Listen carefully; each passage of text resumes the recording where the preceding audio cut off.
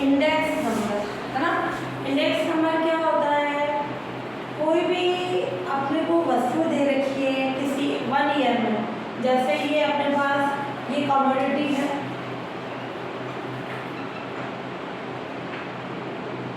Clear, A B C D E, clear, ये commodities दे रखी है और ये कौन से में है, उसका प्राइस है इन 2002 और प्राइस इन 2000। आंसर समझना होता क्या इंडेक्स नंबर, कि कोई भी कमोडिटी यानी वस्तुएं है ए बी सी, उसका प्राइस दे रखा है कि जो एक कमोडिटी है उसका प्राइस है 50 रुपीज़, बी का है 40 रुपीज़, सी का है 80, डी का 110, ई का 20 और इन्हीं कमोडिटी का 2003 में प्राइस दे रखा है। तो अपन सिंपल बोल सकते हैं कि कमोडिटी ए का पहले प्राइस 50 था, फिर 70। अब इस ईयर के कंपैरिजन में 2003 का प्राइस बढ़ गया, 20 रुपीज़ बढ़ गया, क्लियर। तो इंडेक्स नंबर क्या होता है, एक ईयर को फिक्स कर दिया जाता है, उसका अगले ईयर के साथ कंपेयर करते हैं, जो फिक्स कर देते हैं वो क्या रहता है, बेस ईयर, क्लियर, और जो जिसका दूसरे का निकाले वो करंट ईयर। तो अपन सिंपल इससे तो बता सकते हैं कि ये 20 रुपीज़ बढ़ गया, ये भी 20 बढ़ा, ये 10 बढ़ गया, ये 10, इस पर कोई नहीं बढ़ा, है ना। तो इंडेक्स नंबर क्या करता है कि पूरा जो 2002 में जो कमोडिटीज थी उनका प्राइस देखिए और 2003 में उन्हीं कमोडिटीज का प्राइस कितना बढ़ा, टोटल का बताएगा, कितना बढ़ा या कम हुआ, उसको वो परसेंट में बताएगा, कितने परसेंट इंक्रीज हुआ या कितने परसेंट डिक्रीमेंट हुआ, वो इंडेक्स नंबर के यूज से अपन बताएंगे, क्लियर, कितना बढ़ रहा है या कितना कम हो रहा है। तो यहाँ इंडेक्स नंबर अपन फाइंड करेंगे दो तरह के, ये अनवेटेड, इसमें वेट की कंडीशन नहीं होगी, और वेटेड। अनवेटेड दो तरीके से निकाला जाएगा, सिंपल एग्रीगेटेड और सिंपल एवरेज रिलेटेड, दो तरीके से। और वेटेड में भी वेटेड एग्रीगेटेड और weighted average of relative, clear. ये सिंपल वाला वो वेट वाले की कंडीशन, सिंपल वाले का मतलब वो अनवेटेड की कंडीशन। अब अपन पहले पढ़ रहे हैं simple aggregative, clear. Simple aggregative में ये मैंने लिखा P01, 0 डिनोट करेगा उसके बेस ईयर यानी जिसको अपन फिक्स कर सकते, और 1 वाला डिनोट करेगा करंट ईयर कि उसका कितना प्राइस बढ़ा, है ना। करंट ईयर का बेस ईयर के में अकॉर्डिंग कितना बढ़ रहा है या कितना घट रहा है वो परसेंट की फॉर्म में बताएगा, है ना, टोटल का निकालेगा। तो इसका फॉर्मूला है summation of P1 upon summation of P0 into 100।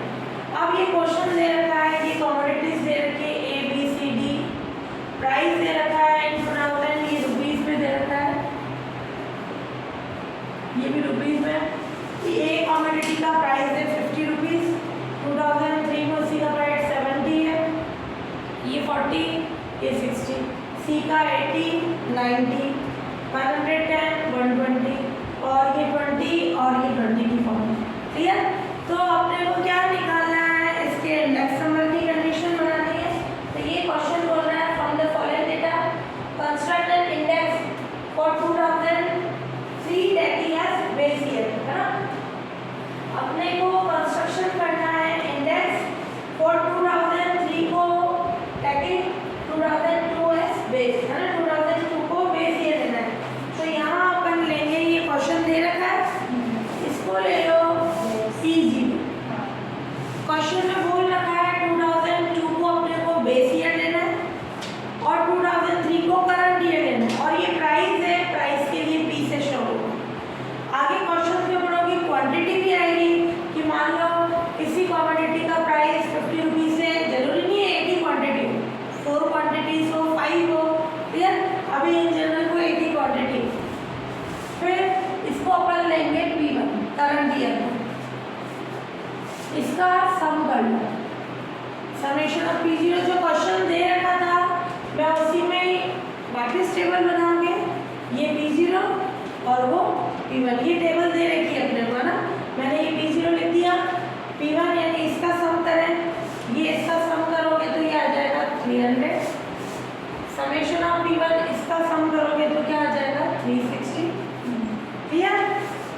P01 क्या हो जाएगा, summation of P1 upon summation of P0 into 100, 360 upon 300 into 100, ये कैंसिल हो गया और ये कितना आ गया 120। ध्यान से देखना, जो अपन प्राइस लेते हैं बेस ईयर के लिए उसको एक तरह से 100 मान के चलते हैं। ये करंट ईयर का प्राइस है। P01 का मतलब है 0 को बेस और 1 को करंट लेके इसमें कितना आ गया अपना प्राइस 120, यानी 2003 जो करंट ईयर का प्राइस आ गया 120, तो बेस यानी उसको 100 मान के चलेंगे, इसका प्राइस 100 मान के चलेंगे और 2003 का प्राइस 120 आ गया, तो इसका मतलब 20% इंक्रीमेंट होगा। क्लियर? 100 से 120 ले तो वो कितना हो जाएगा, उसमें 20% इंक्रीमेंट की कंडीशन।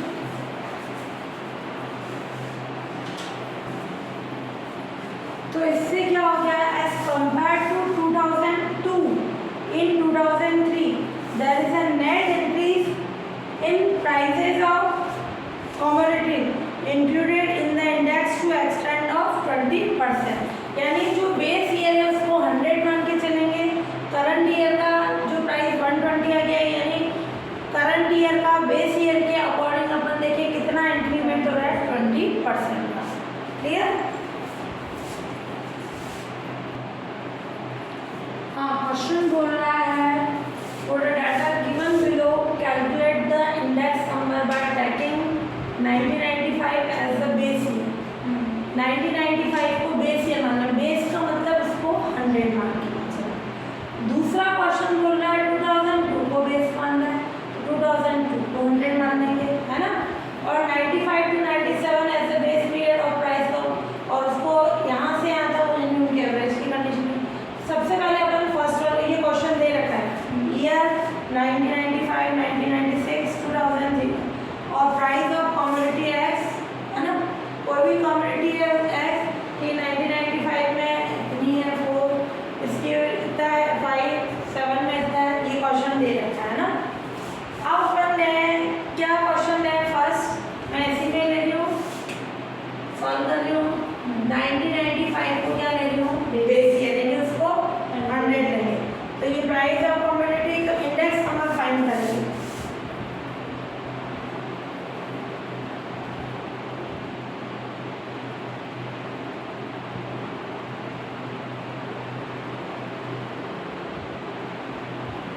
बेस ईयर यानी उसका इंडेक्स नंबर क्या आ जाएगा 100, यानी इसका जो 1995 का है वो किसके इक्वल होगा, इंडेक्स नंबर को। इक्वल का मतलब है ये कि ये इसके इक्वल, 1995 के लिए इंडेक्स नंबर 100। क्लियर? ये 1995, इसका इंडेक्स नंबर 100। क्लियर? अब अपना क्या जो पहले वाला था फॉर्मूला वो जनरल अपन ने समेशन के लिए, अब इसको बेस लिया है तो इसके लिए निकालेंगे, तो क्या होगा इसका formula P1 upon P0 into 100, यानी 5/4 इंटू 100, है ना। जो करंट ईयर का प्राइस है और बेस माना है अपन ने तो ये 1995 को, तो उसका क्या है अपने पास 4, तो 5/4 इंटू 100। ऐसे ही इसके लिए क्या आ जाएगा 6, करंट इसको माना है, ये करंट इसका निकालना है, बेस फिक्स हो गया तो 6/4 इंटू 100। ऐसे ही 7/4 इंटू 100, 8/4 इंटू 100, 4 इंटू 100 और 9/4 इंटू 100, 10/4 इंटू 100 और 11/4 इंटू 100। क्लियर? इनको सिंप्लीफाई कर लें तो क्या आ जाएगी इसकी वैल्यू 125। ये कैंसिल हुआ 25 125, इसको सॉल्व करोगे 150, 175, 200 और ये 250, 225, 250 75। तो इससे अपन बोल सकते हैं कितना इंक्रीमेंट हुआ, 25% का।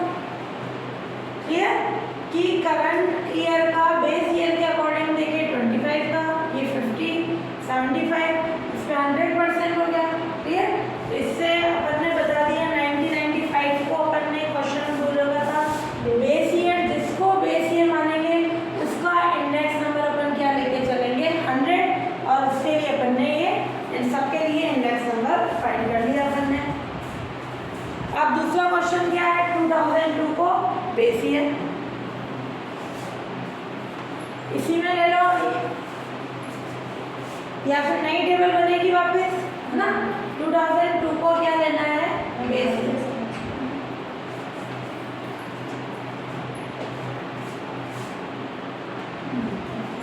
अब अपना है इंडेक्स नंबर क्या लेना है, 2002 एज द बेस ईयर। ये सेकेंड एग्जांपल, 2002 को बेस ईयर, जिसको बेस ईयर लेना है उसको 100 लेना, यानी उसका इंडेक्स नंबर 100 दिया जाएगा। अब मेरे को इसका निकालना है, तो क्या होगा, इसका प्राइस, जिसको बेस ईयर लिया है उसका प्राइस, 2002 का प्राइस कितना है 10, तो 4/10 इंटू 100। ऐसे इसका 5/10 इंटू 100, 6/10 इंटू 100, 7/10 इंटू 100, 8/10 इंटू 100 और 10/10 इंटू 100, सॉरी 9 वाले भी आएगा, 9/10 इंटू 100। अब मैंने इसका 100 लिखा था, यानी 10/10 इंटू 100 100 ही आएगा, या डायरेक्ट 100 ले लो, और ये 11/10 इंटू 100। तो जिसको बेस ईयर बोलना है उसका प्राइस अपन क्या लेंगे 100, उसके अकॉर्डिंग ही करंट ईयर को अपन प्राइस, इसका इंडेक्स नंबर फाइंड करेंगे। तो ये आ जाएगा अपने पास 40, 50, 60, 70, 80, ये 90, 100 और ये 110 की कंडीशन। क्लियर, तो ये जो अपने पास आ गया 2002 को बेस ईयर लिया, तो 1995 का क्या आ गया अपने 40, तो वो क्या हो गया, डिक्रीज हो गया, उसका 100 था, इसका 40 हो गया अपने पास।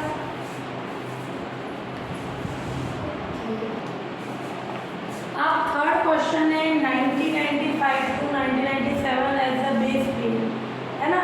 अब अपन ने क्या लिया, एवरेज ऑफ प्राइस 1995, 1996, 1997 इनके प्राइस का क्या ले लिया एवरेज, यानी 95 में कितना था 4, इसका 5, इसका 6, इनका एवरेज ले लिया 5। अब 5 वाला 5 प्राइस किसका है 1996 का, यानी 1996 क्या हो गया, बेस हो गया अपना, है ना, वो बेस पीरियड हो गया। चलो ये कंडीशन ले लें, इंडेक्स नंबर